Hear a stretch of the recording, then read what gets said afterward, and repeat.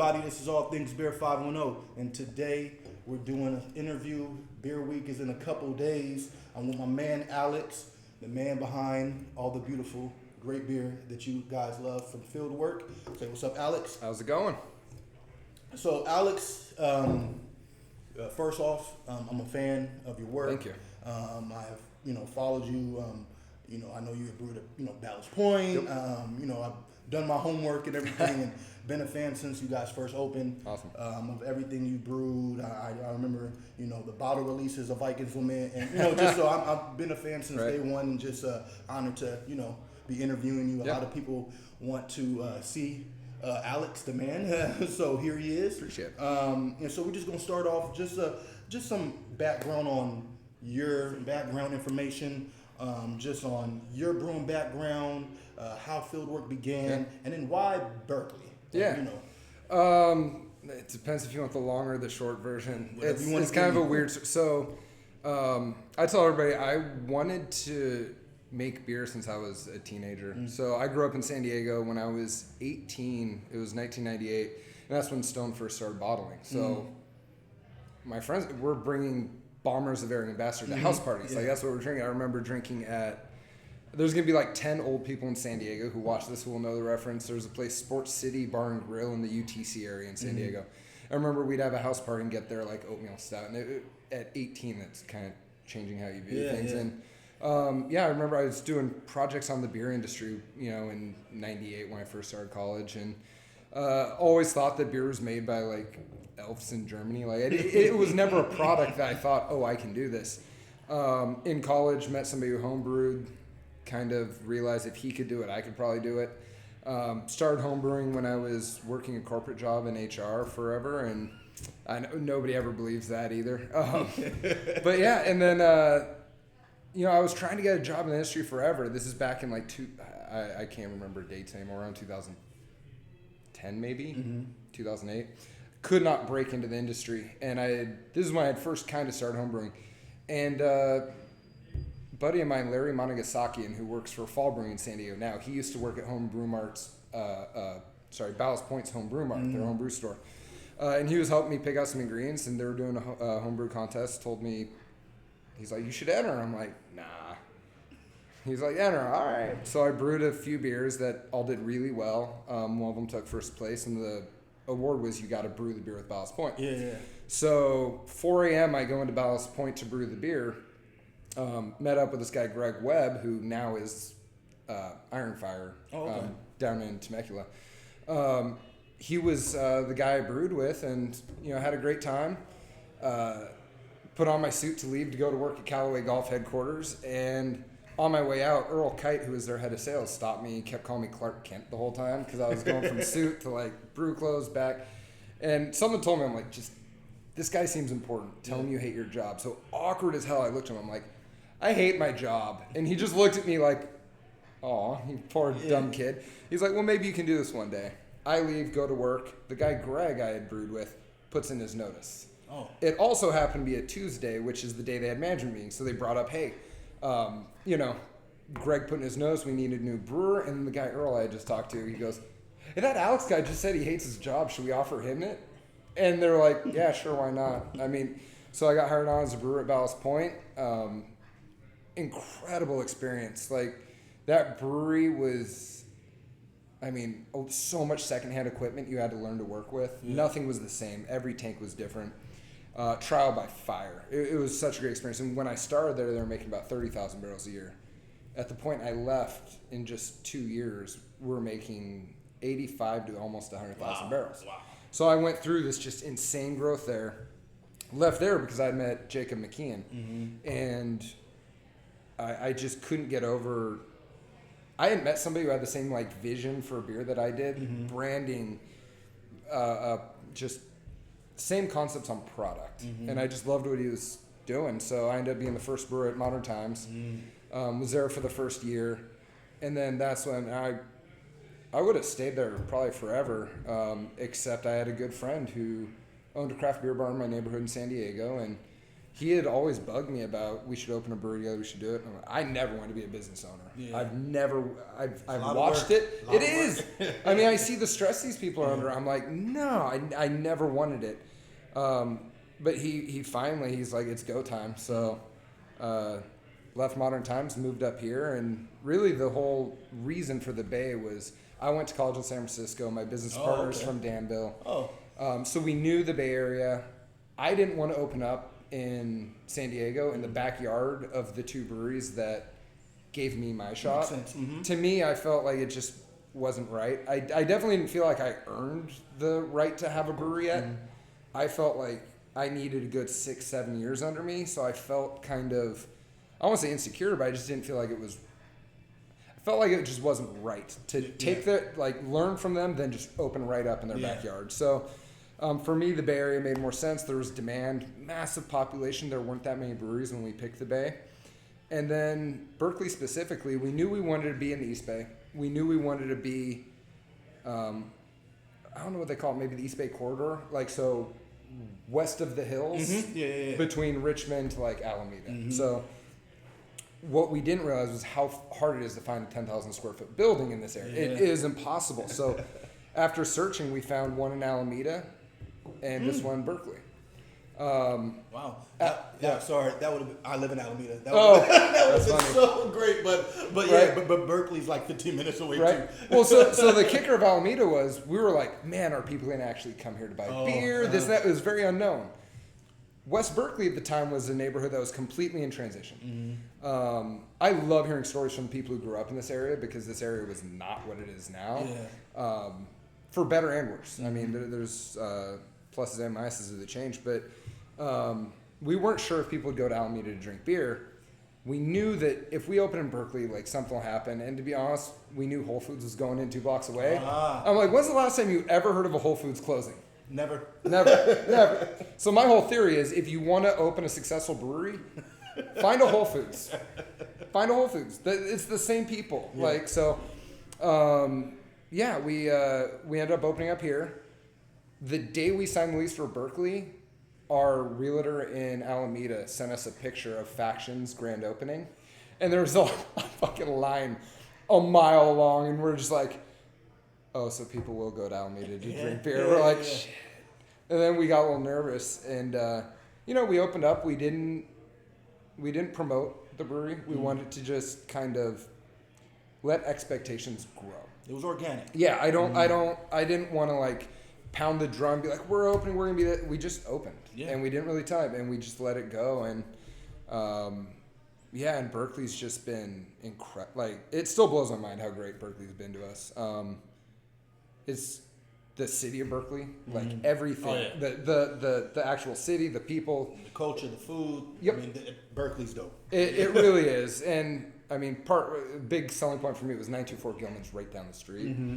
I'll probably get chastised for calling it 924 Gilman, but I feel the need to actually say the number so that people know what you're talking about. But just so much culture here. It was, I want to say it's a no-brainer. It was still a stressful decision, but I mean, it worked. Like, no complaints. And I mean, you guys, because I remember when you guys first opened to 2015 to 2019. I mean, there's been, it's a lot of growth. This is, in my opinion, and I might be off. So guys, if you kill me, but like I remember like the hazy IPA, thing that was exploding. But it was a East Coast thing, of course, Treehouse, Trillium.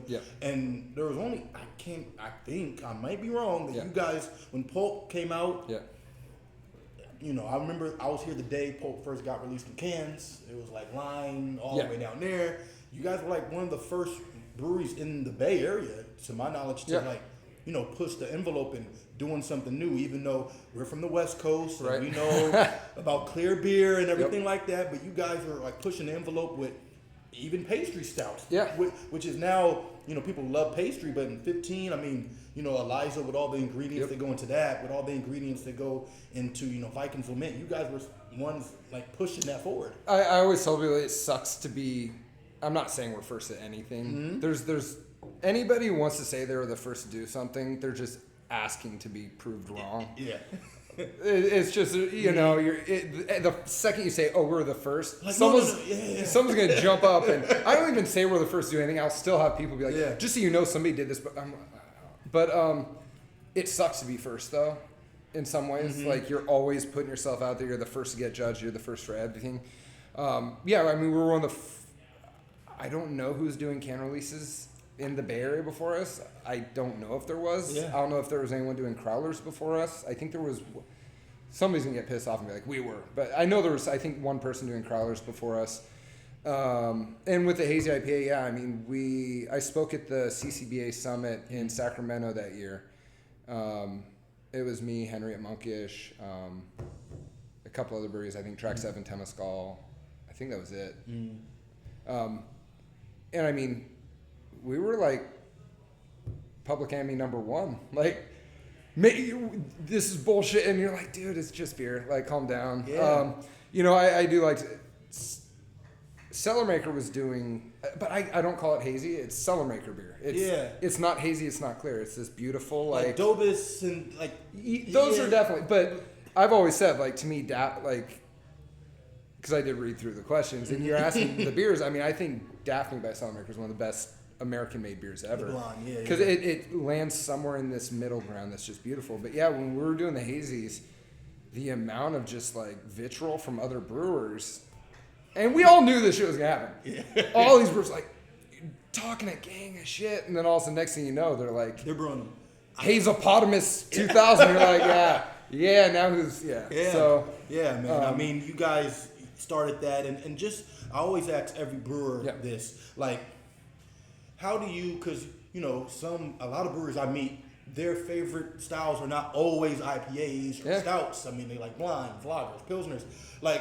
And one thing about your brewery that I've noticed, you know, you're not really an IPA brewery. Yeah, you have IPAs on there, but you have saisons, farmhouses, pilsners, lagers, release pilsners and lagers in cans and stouts. So I mean, you guys have a wide variety of a whole bunch of beer that you release. But how do you balance the beer nerd that wants, and I'm one of them, but just that wants all the trendy stuff? Then brewing what you want to brew or whatever your favorite style of beer is. I mean, it's the absolute worst part of the job. It honestly is. So for part of it, I look at it as this: it's you're hedging your bet on the industry by being able to brew every style. If you can, if all you got is hazy IPA, you're gonna be hurting one day. If all you can do is lager, you got my respect. But like, IPA is half of the industry now. So I think it's foolish to put all your eggs in one beer basket. But also, I think I always say it, like, I want to I'm not going to only brew beer for Beer Geek. I'm going to brew beer so that if somebody comes to our tasting room, that Beer Geek and her husband or partner or whoever, or this Beer Geek and his friends, everyone can find something they want to drink. I think just brewing for Beer Geeks will kind of drive you nuts. Yeah. And at the same time, I think the thing a lot of breweries did wrong is ignoring the Beer Geeks. I think a lot of people don't put weight into the opinion of the Beer Geek, and what they forget is that the trends start with the Beer Geeks. It does not start with the brewers.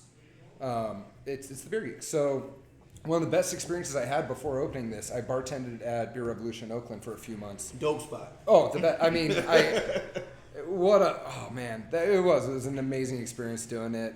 Absolutely love Rebecca and everyone there. And what it did was it taught me the decision-making process of the customer. I never knew that. I've never bartended before. So I got to understand when somebody walks in the door, how are they picking a beer? What beer are they picking? And when I saw an 80-year-old woman come in going, do you have any of that Pliny the Elder? I'm like, holy shit. It goes from Beer Geek to internet to whatever, to friends, to family, to grandma. Yeah. And when we first started doing Hazy IPA years ago, we'd have, much older gentlemen coming in going, do you have any of the hazies? And I'm like, you gotta be fucking kidding me. This is crazy. Happened like that though. Yeah. So I think you have to listen to the Beer Geeks and not cater to them, but respect their stance on beer, because it's most likely going to happen if they're pushing it. And, to talk about beer and styles, do you have I ask also every brewer this, do you have a favorite style of beer that you like drinking? Like, you know, like, okay, we have, you know, Polk, we have, you know, Vikings, we have, you know, Orchard Street, but then do you like something, what's your go-to style-wise?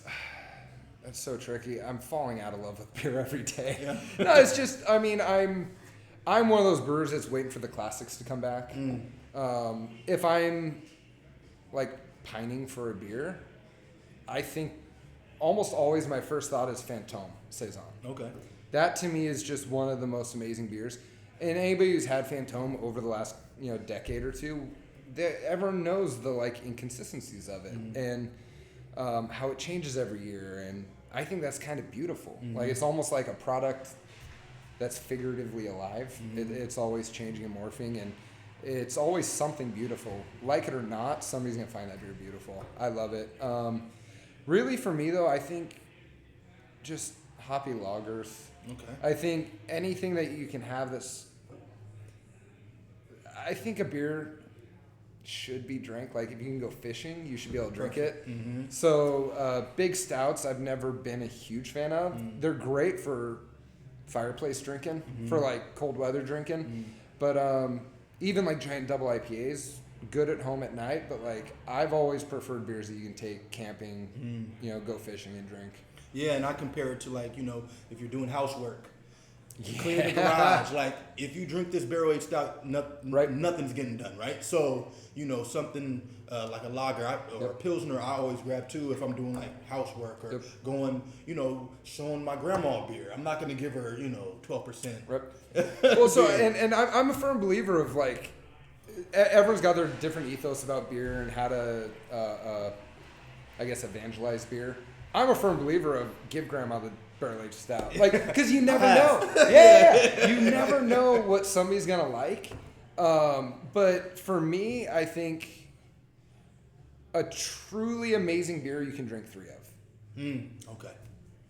Probably more. But, you know, I can sit down and drink 3 pints of Pliny. It's literally, I mean, it's a damn near perfect beer.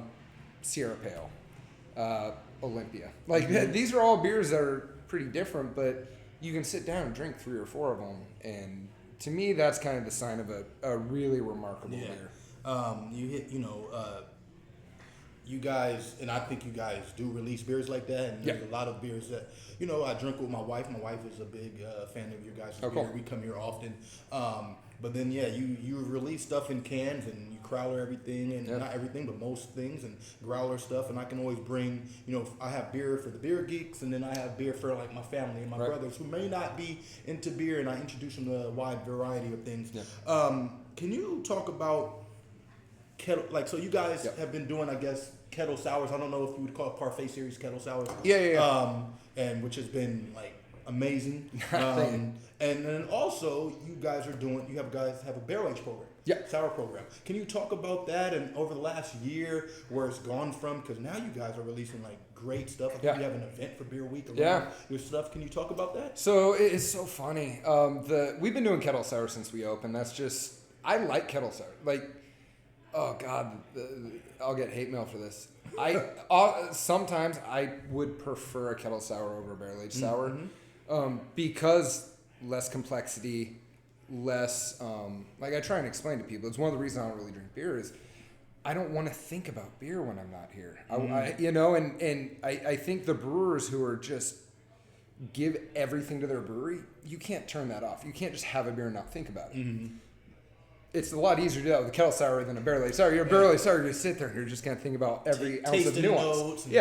You're going to obsess over the nuances, whereas a kettle sour is light, tart, refreshing, smash one, much more affordable.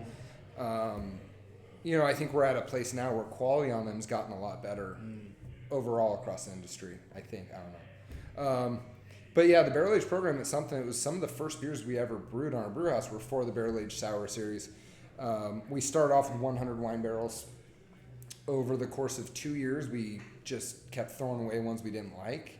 To where we're at about 65, 75, I think, wine barrels. And then what we did over the course of 3 years was we kept feeding them sugar.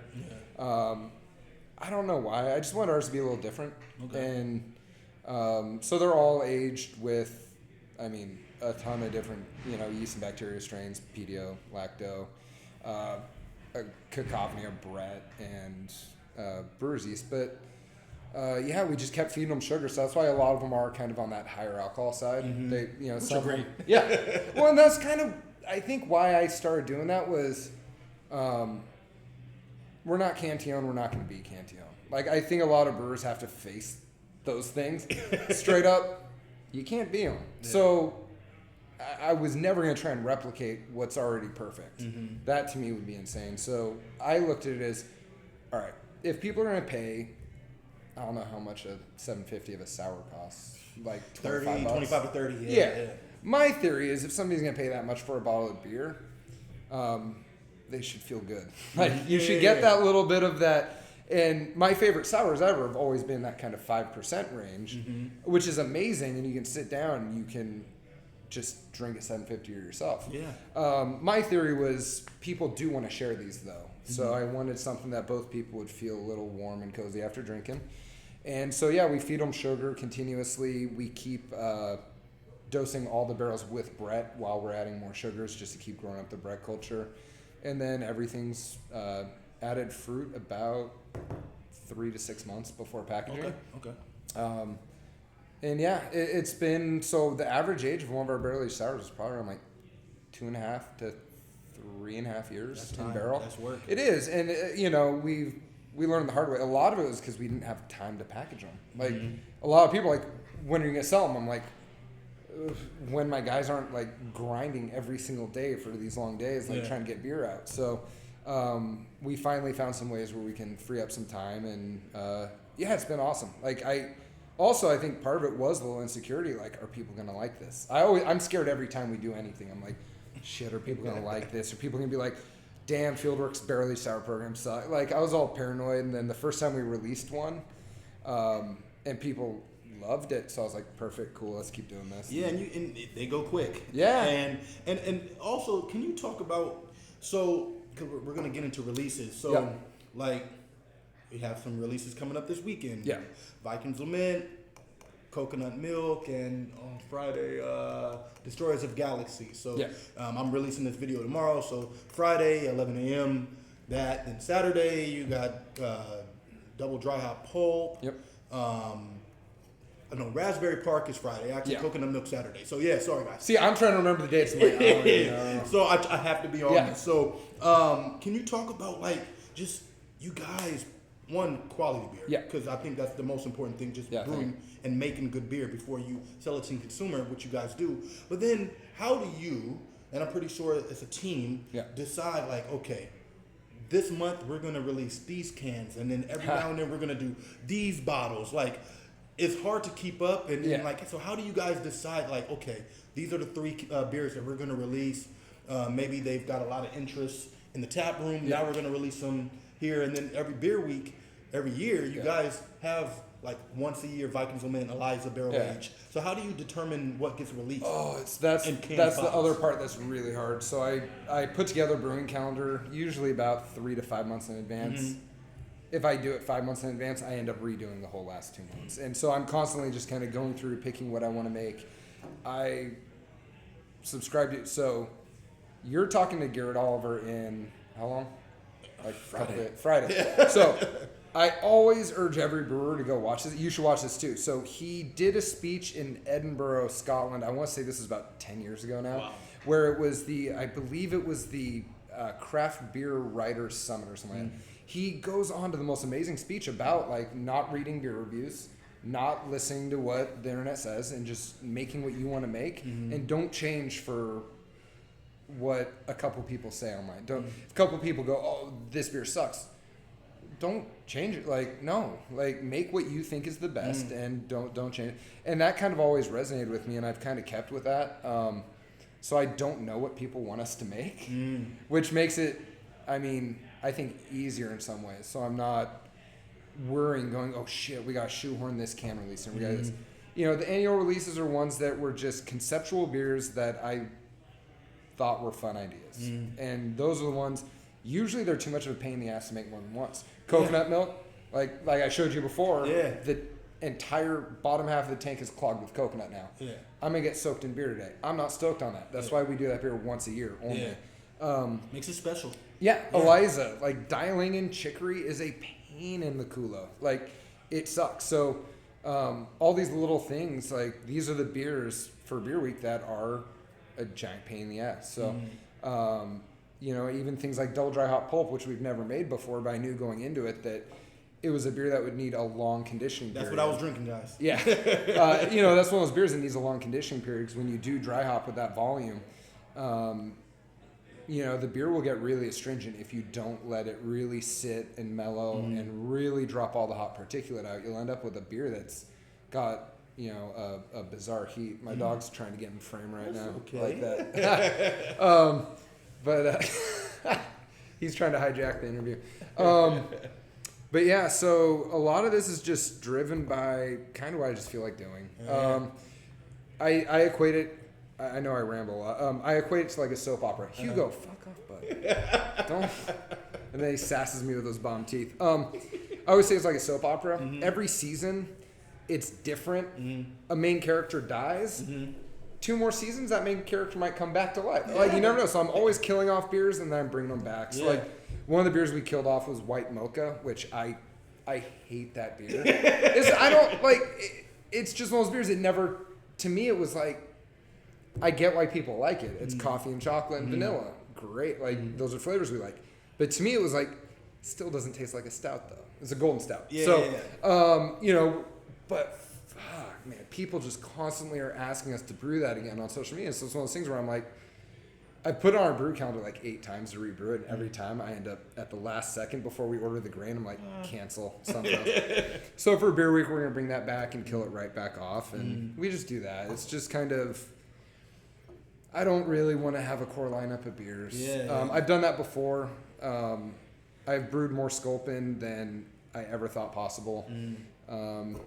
Hugo, knock it off, bud. You know, I don't want my guys to be brewing the same beer every day. And so it's fun. We want to keep it fun. It's fun, and you guys release. I mean, like every weekend, the wife and I can come here, or me and my boys can come here because it's always going to be something new. Right. And I know, you know, a lot of breweries, and I'm not shitting on no breweries. I mean, if your motto is you have a core lineup, then that's great because it depends. I think it's awesome. Yeah. Crowd. But at the same time, I love going to a place that has a different menu all the time. I like restaurants that change up shit all the time. Seasonal's better, right? And I love what you guys do there. Yeah. Can you talk about when you talk about your annual releases? Vikings Lament and Eliza. I remember I don't have them anymore because I don't age beer. I drink beer. But got the first. Hugo, I got you. I got the first bottle release. First bottle releases of those in 2000, I believe. I want to say 16. 15. Wait, 15 or 16. I'll be honest, I don't know either. And what the line was, I remember, you know, it was fun, and now they're released in cans. Was there a reason why they went from 750 bottles to 16-ounce cans? So it's so funny. Like, this goes back to, like, me not really, like, playing online too much and seeing what people want. We originally did bottles because we knew we could be like, all right, we're growing really fast. We were young. We did not have the manpower or womanpower to bottle all this beer or to can. So the first run of the barrel-aged beers were on bottles because I thought barrel-aged, I think of a bottle, a really nice, elegant-looking bottle. And it's something you share and all these things. We were able to, but we had to do it all by hand. It took forever. It was kind of a nightmare to do, and I was like, I don't ever want to do this again. So when it came time the next year, we were still on a crunch for labor. We had upped production a lot, and so I was like, you know what, like, we'll just can it this year. It was strictly like, we have no other options. So at the last second, we just canned it all, and so many people came up and thanked me. They're like, God, I like sending. A lot of it was because it's so much easier to send the beer to other people, and I had no idea. I didn't know. I didn't know anyone sending our beer anymore. So I'm like, oh, so you all are like. I thought I was doing a disservice. I felt bad. I was like, fuck, barrel aged beer in a can. Like, are people going to be like bummed on it? And so many people were stoked we do that, and I was like, oh, we'll just keep doing that then. Like, and to be honest, you know, a 750 of any barrel aged beer is a lot to consume, even if you're sharing with one other person. Yeah. And when you came out with the 16 ounce barrel aged, I can't even think of any. There's maybe a few, but barrel aged release in a can is perfect. Yeah. I mean, that was dumb luck though. That was strictly, that's one of those things that was born out of laziness. It was, I don't want to bottle all this. We had our bottling line, but we wanted to dedicate it only to sours at that point. So we're like, let's just can. And ended up working really well. And, you know, there's pluses and minuses for the barrel aged in a can. I actually like the oxygen ingress you get from a bottle. I think it's really nice over time, but at the same time, you know, in the can, you do avoid some oxidation. You do, you know, it's just they're two different animals. Yeah. One's not better than the other, I don't think. So. And and you guys also, the one of my favorite beers, Good Conduct. Yeah. Which is a barrel aged brown ale. Yeah. And how many breweries do barrel aged brown ales? Like, I really didn't drink brown ales, to be honest. And then when I had that beer, I'm like, oh, like Bad Conduct, which is brown ale, and then Good Conduct, and it's just amazing beer. And you know, that goes to show, like, when I talk about just variety and being diverse with your beer lineup, a brown ale has a line. People are lining up for a brown ale. I was here, sold out quickly. Just, you know, you guys really like are doing so different. And brown ale specifically, so we opened up with the intent of making brown ale a thing. Yeah. Because I think brown ale is one of the most perfect styles of beer. So easy drinking. It is. It's so much softer around the edges than a stout or a porter. It is much, you know, there's different layers of complexity than a pale ale or an amber. So to me, it's kind of a perfect style. When we first opened 2015, you couldn't sell a brown ale to save your life. And there were some beautiful ones out there. AleSmith's Nautical Nut Brown is sheer perfection, but trying to sell it out of your tasting room is hard. So when we opened up, one of the first beers we did was a beer called Chocolate Milk Brown Ale. It was a lactose and chocolate brown ale. And the whole concept behind it was get people, using adjuncts, get people comfortable with the word brown ale. Like, get them to where they go, I like brown ale. And then we started sliding in some like classic American brown ales, classic English brown ales, and then all the way up until doing Imperial Browns, which we've, Bean Machine, Good Conduct, Bad Conduct. I'm a big fan of. Great beers. Yeah, I'm a big fan of just Imperial Brown. Yeah. Make Session Brown a thing. Yeah. I mean, we need more brown ale. Yeah, and you know, the brown ales actually, like they're so easy drinking. Even your barrel aged stuff, I can go through a can solo. I can go through maybe a couple cans of Good Conduct. I have like one more left that I'm just sitting on. But yeah, I mean, just great beers. Yeah, I think they balance out a little. Sometimes they balance out a little better, just without the acrid nature of the dark roasted malts and some of those notes. I just think big brown ales are. Yeah, they balance better with, I think, the barrel character sometimes. So people keep buying it, we'll keep making it. Yeah. People stop buying it, we'll probably still make it, but much less. Yeah, and you guys are killing it there. Yeah. One thing that I want to get into, you guys are in Berkeley. Berkeley's the hub. Yeah. You guys have... Man, you guys are everywhere, man. you guys are in Sacramento, Napa, San Mateo, open in San Ramon, Monterey. Before I get, there's a two-part question. Yeah. How do you determine, your team and you determine where do we expand to? Like all these places that you have expanded to, like why those places? So, God, it's interesting. The more I doubt a location, the better it's going to do. My business partner will be like, hey, we're going in here next. I'm like, really? Like, sure enough, I'm wrong every time. But we're focused on going where there isn't tons of craft beer. And it's not like we're looking for an easy layup or something. This goes back to San Diego for me. This is a really horrible metaphor, but I always equated the San Diego beer scene as just a bunch of awesome guys who are on a life raft, like rowing to like this island. The island is financial stability. It's doing what you love.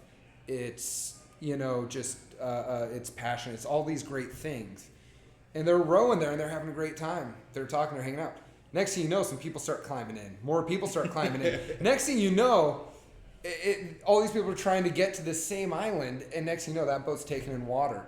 While it's sinking, there are still people going, I went in on this boat, and I'm sitting there going, what are you doing? Like, enough. Like, these dudes who built this raft, the dudes who built everything, who are just trying to get to that island, by all means, like, it's an open market. You want to, go for it. But no, you're jumping on a boat that's taking in water. Like, so that's why we tend to focus on places where there isn't a lot of craft beer.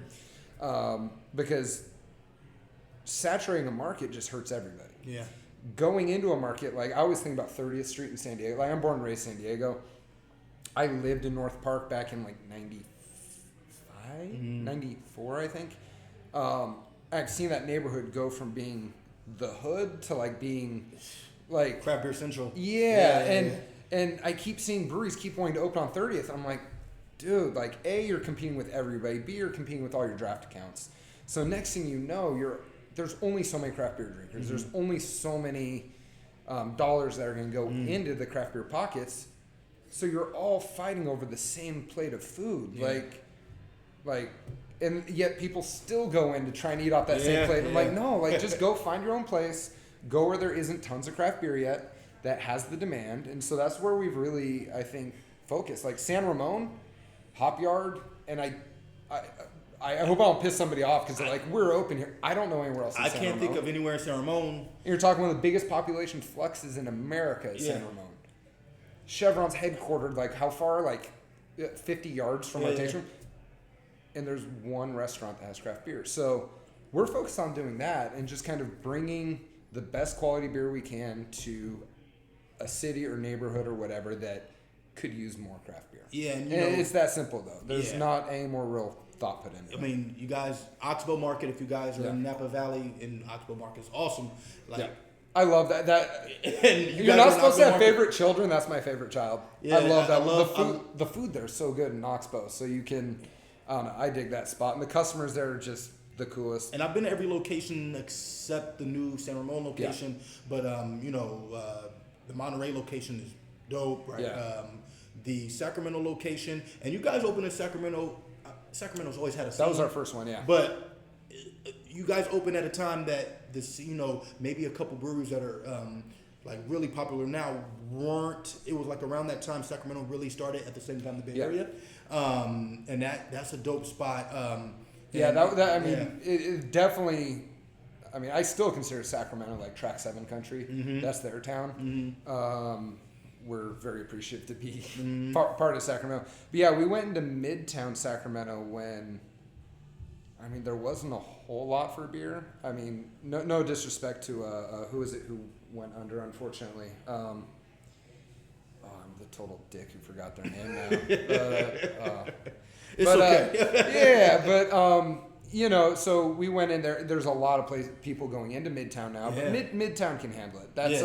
That is such a cool neighborhood that's got, style for days. Yeah. It's a great town. So, that was the first one we went into, and I think we learned more. Every single one we've opened, we've learned more and more and more, to where I think San Ramon is kind of like the culmination of all of our learning is San Ramon. And that's what I was going to ask next. Are there any plans to expand more? There's a lot of beer geeks that always ask. Before San Ramon came out, people were like, "Oh, where are they going?" And people were like, "Oh, San Francisco." I'm like, "No, no." It doesn't make for me. I was like, it doesn't make sense fiscally for me. Are there any other plans? Any other cities? So, we have one duplicate license left. So, with your Type 23, you're allowed 6 duplicate permits. We've used up 5. Again, I'm not supposed to say the first. I think we might be the first to use up in the state of California all of their duplicate licenses. Mm-hmm. I'm not sure. Mm-hmm. We're definitely going to do one more. That's for certain.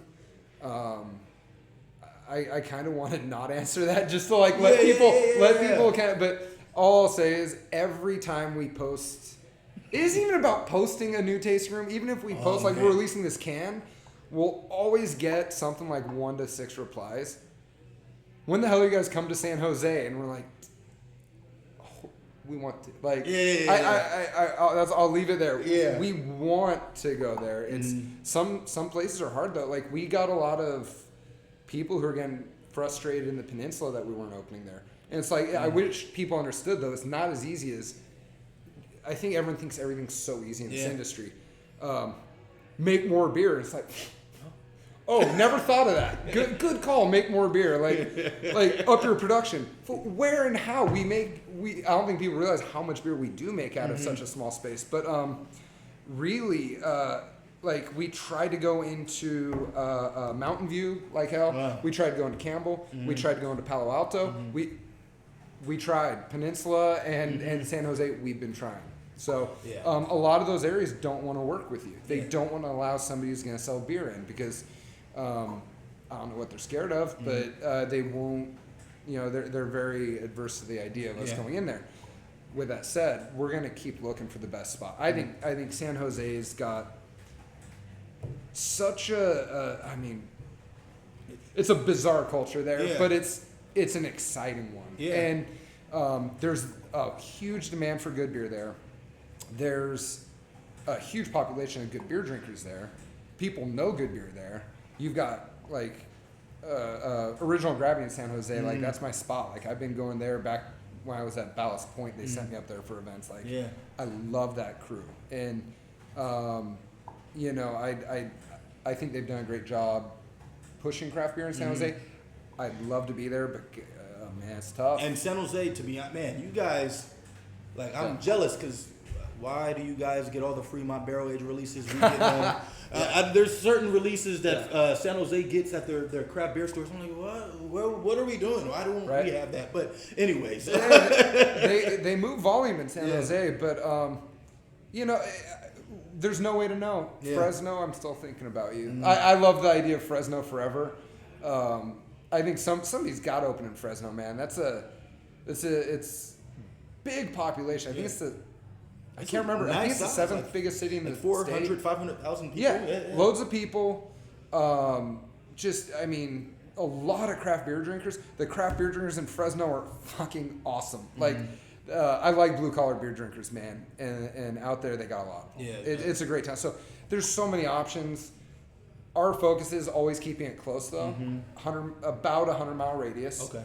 Is where almost like 99.9% of our beer is sold within 100 miles. So when people, you know, tell us just make more beer, it's like A, we can't, we're maxed out. Yeah. B, even if we could, what we've built starts to fall apart because we've built a model of fresh beer. Yeah. Where the second any beer, any style is 3 weeks old, I have my product manager and our distribution manager, because we're 100% self-distributed, they're able to meet up, taste through every single beer, judge every beer on its own merit. Wow. And the second a beer is like, nah, we pull back, we send somebody out and we pull back every single keg and we dump every keg. So the second we start making too much beer, the second we start going too far from home, we can't do that anymore. Yeah. And to me, it's like, why do that? Not to mention, like, the same people who always harp at you to make more beer, they're the same people who, when you see a bigger brewery is financially suffering, they're the first ones to go, well, you tried to get too big. And it's like, which do you want? Which do you want? Like, do you want ever to make more beer?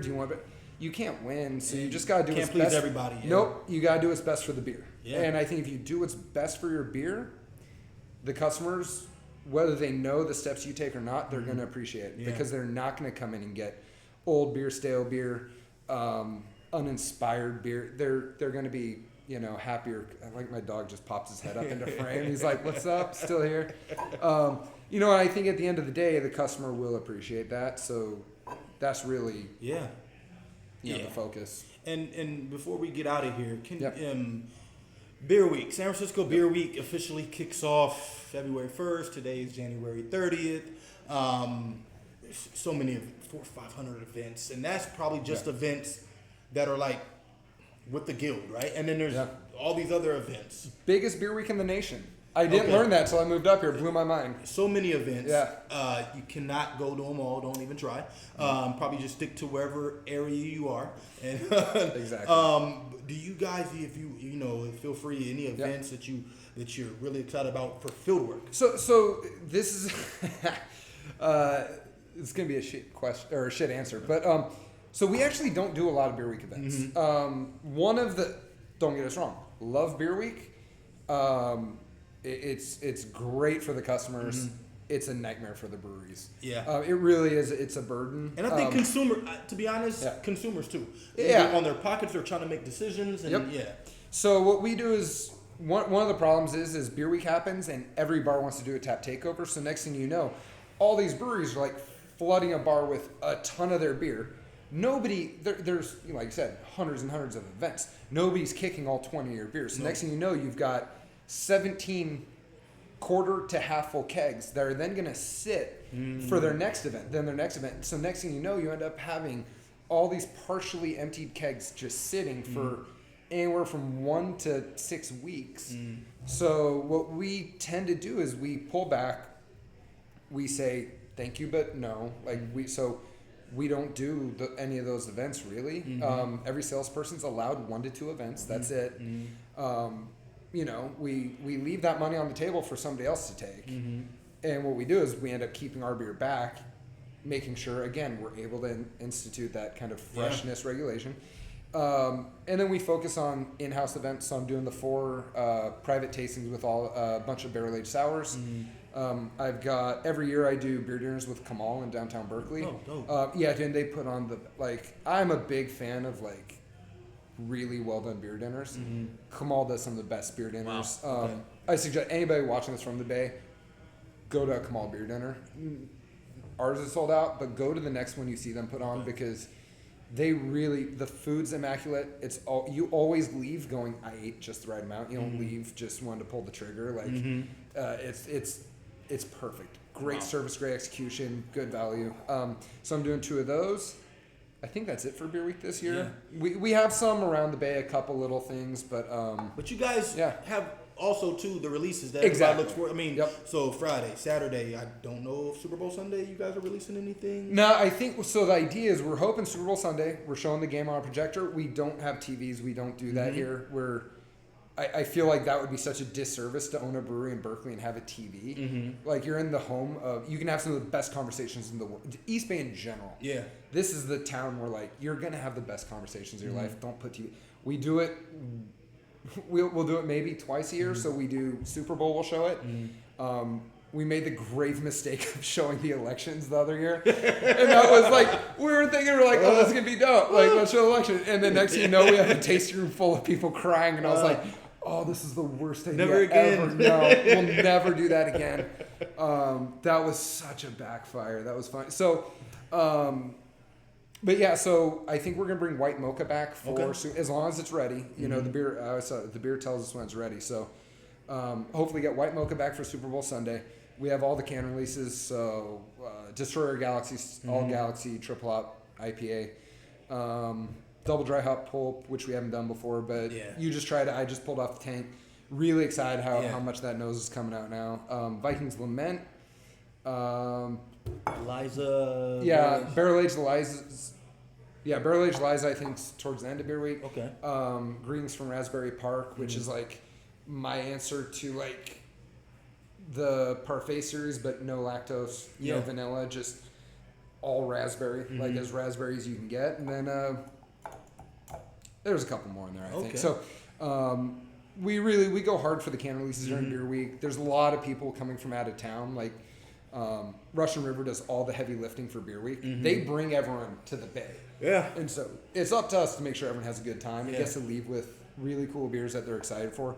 So, we'll be doing all those releases. We might do a barrel-aged sour release. We haven't decided yet. Okay. We got a lot of stuff that's ready to release. Going back to one of your earlier questions, we do try and be cognizant of the customer's pocketbook and not overload them with too many releases at once because, like you said, it's some people will get bummed that they couldn't get to try that because they already. So we try and break things up at a reasonable pace throughout the year, and so we might drop a barrel-aged sour. Okay. We might. Oh. Who knows? And one last question, and to put you on the spot, is there any? You guys do a lot of collaborations, which I love. Is there a dream collaboration for you that, man, you know what? And it doesn't matter the style of beer. I was gonna say. I wasn't even thinking about beer. I was thinking brewery, business, or person. Well, brewery. Or it could be a person that you come have here and brew. What would be something that would be like? I mean, this would be so cool. Michelle Obama. Wow. I mean, who the fuck wouldn't want to brew a beer with her? Yeah. That would be a hell of a day. Mm-hmm.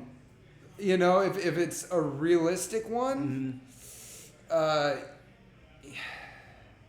it's impossible to answer. Yeah. So like I look at collaborations a little different than people. Mm-hmm. Like there's no right or wrong way to. Mm-hmm. Some breweries it's like Tinder. Mm-hmm. It's like you want to brew, and it's like gone. And like for me, the best thing about collaboration, and some people love just doing the work. Some people love learning. I just like the conversation. Mm-hmm. So we just brewed with Julian from Beechwood. Mm. He's one of the funnest people. Just sit down and talk to him. Mm-hmm. I just did a collab the other day with Dan at Hop Dogma and Brian from Claim Steak. Okay. You won't find two cooler, nicer people. Claim Steak, Rancho Cordova. Yes. Dope. Dude. Really good beer. Really, really good beer. And good people, man. Yeah. They're amazing people. But again, to hang out with them and just talk to them and hear about their kids and their lives. And that's the best part of collaborating. Yeah. So like, to me, the greatest of all times, Lost Abbey, Sierra Nevada, Russian River. And I can listen to Vinny talk for hours because he's so animated and just, and the best stories you could ever hear. Listening to Ken Grossman talk. I mean, it's like how Moses must have been like just dude, etch that shit in stone while he's talking because you want to remember it, you know. And Tommy brings a whole different. Those guys are amazing. Like the most realistic, like for me, what's it called? Beavertown actually would be my like absolute number one because they just. I've been a Tottenham Hotspur supporter. Is that the one that just opened in? No. So they're in England. Okay. Yeah, Beavertown. So they're running a brew house in the soccer stadium that's about to open from the team I've supported for almost half of my life now. And you're a fan of Tottenham Hotspur. Okay. I'm like I'm fucking itching to get in there and brew on that brew house. So Beavertown, if you're listening, I'll pay for the ticket. I'll tag. Yeah. Get me out there. New White Hart Lane. Make it happen. But no, like I go to England about 3 times a year. Just go watch soccer. The beer scene it makes me feel good about beer. You brewed, I think. Yeah. Burnt Mill. Mm-hmm. We brewed with Burnt Mill in England. Mm-hmm. They're out on the East Coast. Mm-hmm. Tag them on that. They're making some of the best damn beer, not just for England, like just in general. Dude, the beer they brought out for our festival. Everybody kept coming up to me going, "What the fuck?" And I'm like, "Read the bottom of the can. It's like that traveled across the ocean. It's about a month and some change old. And it's still the best beer here. Like, they're killing it. Just so many good friends in England now. They've got such a good thing going out there. So much positivity. So much support from each other. So much excitement and just I love it out there. So I go out 3 times a year, go watch some soccer matches, and then visit my friends. Dope. So that to me that would be kind of a surreal experience. But really, I mean, any good person, any good brewery, I'm down to hang out. Hopefully that can happen. And thank you for doing this interview. Of course. Guys, I'll be posting this. You'll be seeing this Thursday morning to start your beer week. And you guys know what I say. Until next time, peace and love. 100. We're out. That's it.